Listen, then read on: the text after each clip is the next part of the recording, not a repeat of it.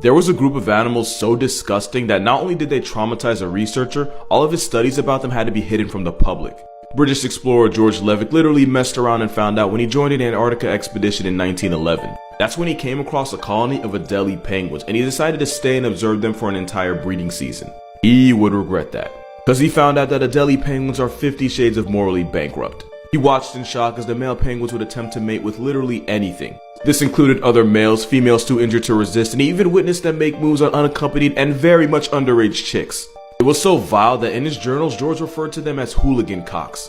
It didn't stop there, in fact it got worse. There were multiple cases where George watched a down bad bird score with a decomposing corpse, like to the point where males were fighting over it. Because apparently not having a pulse doesn't mean you're off the table. And just to see how far they'd go, he took the frozen head of a decapitated female and propped it against a mound of ice. The answer was far enough. And in one down egregious case, a male mated with the ground to completion.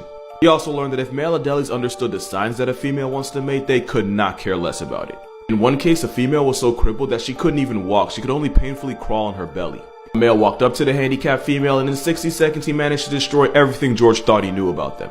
He wrote down every messed up thing he had learned, but because the contents of his research were so graphically descriptive, the British Museum of Natural History refused to publish it and vaulted it.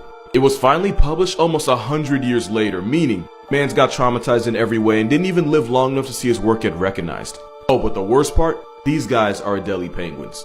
And you can probably guess who the light work is.